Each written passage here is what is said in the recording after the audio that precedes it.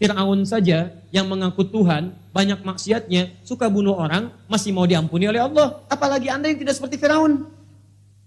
Anda pernah ngaku Tuhan? Pernah bunuh orang?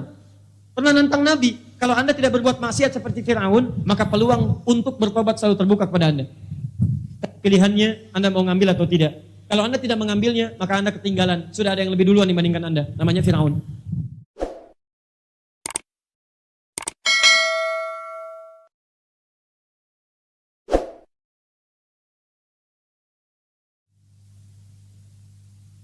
Ustaz, apakah dosa-dosa seorang hamba selalu diampuni oleh Allah? Karena dalam Al-Quran banyak ayat mengatakan bahwa Allah SWT Maha Pengampun. Ya, kalau Anda bertobat. Quran surah ke-4 ayat 17 sampai ayat 18. Dosa yang ringannya di Quran surah kedua ayat 286. Dosa agak berat di Quran surah ke-40 ayat ke-3. Agak berat lagi Quran surah ke-71 ayat ke-10. Lebih besar lagi Quran surah 39 ayat 53. Perhatikan. Ada nama kesalahan disebut dengan khata. Ketika Anda berbuat salah, masih sedikit ringan, Allah ampuni. Sifat pengampunannya disebut dengan al-afu. Al-Baqarah Quran surah 2 ayat 286. Rabbana la tu'akhidna in nasina au akhtana. Ketika Anda memohon ampunan, disampaikan dengan kalimat al-afu. Wa'fu anna. Al-afu sifat Allah memaafkan kesalahan Anda. Kemudian Anda lakukan dosa misalnya, lebih daripada yang tadi, maka disebut dengan dzambun. Allah turunkan sifatnya namanya ghafir. Quran surah ke-40 ayat yang ketiga. Ghafirid dzambi wa qabilit taubi. Anda berbuat dosa lagi lebih banyak, maka disebut dengan dzunubun. Dzunub. Allah turunkan lagi sifat namanya ghaffar, ghafarun. Quran surah Nuh ayat yang ke-10. Faqultu astaghfiru rabbakum innahu kana ghaffara. Kenapa Nabi Nuh menyebut kalimat ghaffar? Karena umatnya mulai meningkat level dosanya. Maka kata Nabi Nuh, kalian berbuat dosa sudah banyak, tapi Allah Maha Pengampun. Sebanyak apapun bertobat, Allah pasti akan terima. Lebih banyak dari yang tadi, dzunubun ma'adz-zulmi, ada zalimnya. Seperti orang menghambat orang ke masjid. Ya, Quran surah kedua ayat ke-114. Wa man azlamu mimman mana'a masajidallahi ayyudhkara fiha ismuhu wa sa'a fi kharabiha. Siapa yang lebih zalim dosanya dibandingkan yang menghambat orang ibadah ke masjid? Mau ke masjid dihambat, itu bukan cuma dosa tapi zalim. Maka ketika dia mau tobat, Allah turunkan kalimat yang keempat, ghafurun, innallaha ghafurun rahim. Yang kelima, maaf, sudah mencegah orang ke masjid, sudah menggibahkan orang ke masjid, sudah juga mabuk, sudah juga tidak sholat, banyak dosanya, kemudian dia mau tobat. Maka diturunkanlah kemudian nama yang terakhir, namanya israf. Israf itu berlebihan, dosanya banyak.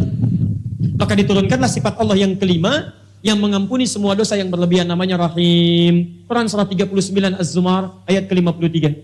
Qul ya ibadiyalladzina asrafu ala anfusihim la taqnatu min rahmatillah. Qul ya ibadiyalladzina asrafu ala anfusihim la taqnatu min rahmatillah. Katakan Muhammad pada hamba-hambaku, masih di aku hamba. Bapak punya anak, nakalnya luar biasa. Sudah mencederai rumah tangga, sudah membuat kehormatan Anda hilang, tiba-tiba kemudian diusir dari rumah, datang balik lagi mau minta maaf. Diterima enggak? Pertanyaan saya, kalaupun Anda menerima, sikap pertama baik atau tidak? Belum tentu, kadang-kadang cemberut. Kadang-kadang katakan, jangan kesini lagi, kamu bukan anak saya. Oh, lantas anak siapa? Allah tidak. Sifat Allah beda dengan hamba. Lihat kata Allah, qul ya ibad. Katakan, hei hambaku, masih di aku hamba. Anda punya banyak dosa, masih ada peluang untuk kembali. Ayo, jangan putus asa dari rahmat Allah Subhanahu wa taala. Dosa kecil diampuni, agak besar diampuni, besar sekali diampuni. Kalau dengan semua tawaran itu Anda belum mau minta ampun juga, dengan cara apa lagi Allah mengampuni Anda? Mohon maaf, saya tutup. Sebelum nyawa kita sampai di kerongkongan, selalu ada kesempatan untuk kembali. Saya beri contoh Fir'aun. Itu jahatnya kurang apa lagi, komplit bu, Pak. Mengaku Tuhan, ana rabbukumul a'la. Orang sekarang paling banter ngaku nabi, dia ngaku Tuhan. Yang kedua, maaf, hobinya bunuh orang. Quran surah 2 49. Yudzabbihuna abna'akum. Dia suka menyembelih orang lain. Maaf, menantang nabi. Yang paling luar biasa, saking Allah adilnya memberikan petunjuk untuk berubah, dikirimkan 2 orang nabi supaya dia berubah. Quran surah ke-20 Toha ayat 43 sampai 44. Lihat kalimatnya. Idhaba ila fir'auna innahu tagha. Musa dan Harun pergilah kepada Fir'aun, berikan dia petunjuk, dia mulai menyimpang. Satu orang mengaku Tuhan, hobi bunuh orang, menantang Rasul, maksiat banyak, tapi hukum Allah masih berlaku sebelum nyawanya sampai di kerongkongan. Kata Allah, Musa dan Harun, 2 orang nabi sekaligus, untuk 1 orang. Kita sampai kiamat, nabinya cuma 1, gak pernah ketemu. Saking sayangnya Allah. Dan hebatnya ayat ke-44. Taqula lahu qawlan layyina la'allahu yatadhakkaru aw yakhsha. Tolong ingatkan dengan lemah lembut, jangan kasar. Mungkin dengan kelembutan itu dia mau sadar dan mulai takut kepada Allah Subhanahu wa taala. Jadi mohon maaf ya teman-teman, ini yang bertanya, Fir'aun saja yang mengaku Tuhan, banyak maksiatnya, suka bunuh orang, masih mau diampuni oleh Allah. Apalagi Anda yang tidak seperti Fir'aun. Anda pernah ngaku Tuhan? Pernah bunuh orang? Pernah nantang Nabi? Kalau Anda tidak berbuat maksiat seperti Fir'aun, maka peluang untuk bertobat selalu terbuka kepada Anda. Pilihannya Anda mau ngambil atau tidak. Kalau Anda tidak mengambilnya, maka Anda ketinggalan. Sudah ada yang lebih duluan dibandingkan Anda, namanya Fir'aun. Karena itu bertakwalah kepada Allah Subhanahu wa taala. Saya kira kita cukupkan dulu untuk pertemuan kita hari ini. Mudah-mudahan dalam apa yang kami sampaikan ada kebaikan-kebaikan yang didapatkan. Saya mau simpulkan dulu satu. Tidaklah masjid ini dinamakan dengan An-Nur kecuali kita diharapkan punya cahaya-cahaya kebaikan yang membimbing kehidupan kita. Maka saya mohon setiap antum datang ke masjid ini atau di masjid manapun, tunaikan sholat dengan baik. Cari waktu untuk mempelajari Al-Quran dengan baik. Yang ketiga, mohon maaf, cari guru yang baik yang mengajarkan kedekatan kita dengan Allah. Selanjutnya, semua itu butuh proses untuk kita berubah lebih dekat dengan Allah Subhanahu wa taala.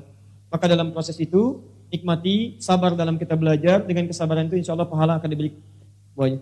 Saya kira itu yang bisa kami sampaikan. Bila ada yang benar dari Allah dan Rasulnya, kalau ada yang salah mohon maaf, itu dari kesalahan saya pribadi. Nanti kalau ada waktu yang lain, barangkali nanti cari tema yang sesuai. Mudah-mudahan dengan itu semua ada hal-hal yang baru yang bisa kita pelajari. Saya kira itu. Subhanakallahumma bihamdika asyhadu an la ilaha illa anta astaghfiruka wa atubu ilaik. Dan ada 3 sunnah Nabi sebelum kita pertama, Nabi cukup menutup dengan hamdalah.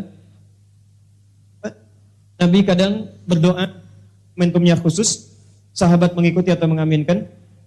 Dan yang ketiga, Nabi menutup dengan doa kifaratul majlis, kemudian kita bisa bubar dari majlis. Nah, saya ingin menggabungkan ketiganya, mudah-mudahan dengan menggabungkan ketiganya itu, kita mendapatkan keberkahan lebih dari Allah Subhanahu wa taala. Alhamdulillahirabbil alamin, arrahmanir rahim, maliki yaumiddin.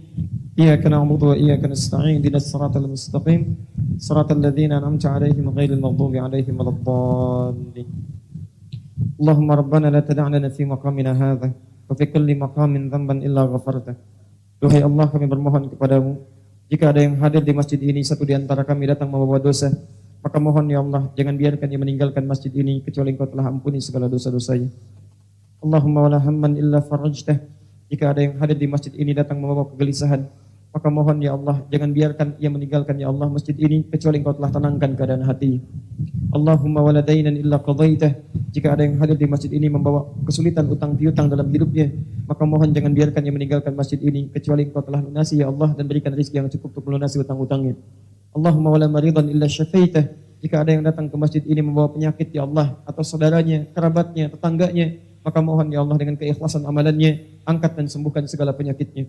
Allahumma ya Rabbal Alamin, aslih ahwalana ma yuqarribuna ilaika ya Rabbal Alamin. Duhai Allah, mohon perbaiki keadaan hidup kami sehingga membuat diri kami lebih dekat denganmu ya Rabbal Alamin. Ij'alna minal muttaqin, ij'alna minas salihin. Jadikan kami termasuk orang-orang takwa yang Engkau pandang soleh dalam kehidupan kami. Wa alhiqna bis salihin wan nabiyyin ma'al ladzina an'amta 'alaihim minan nabiyyin wasyuhada'i was salihin wa hasuna ulaika rafiqa. Dan mohon anugerahkan kami di surga nanti ya Allah, satu surga dengan bersama para nabi, orang-orang jujur, para syuhada, orang-orang saleh. Allahumma ya Rabbal Alamin, ati anfusana taqwaha wa zakkiha anta khairu man zakkaha, anta waliyuha wa maulaha. Ij'al jam'ana hadza jam'an marhuma wa tafarruqana min ba'dihi tafarruqan ma'suma. Duhai Allah, jadikan pertemuan kami pertemuan yang penuh dengan berkah, dan bila pun kami mesti berpisah, jadikan perpisahan kami mengeratkan cinta dan kasih sayang di antara kami. Bi fadlika subhana rabbika rabbil izzati amma yasifun. Rabbana atina fid dunya hasanah fil akhirati hasanah wa qina adzabannar. Wa akhiru da'wana alhamdulillahi rabbil alamin. Allahu minkum. Assalamualaikum warahmatullahi wabarakatuh.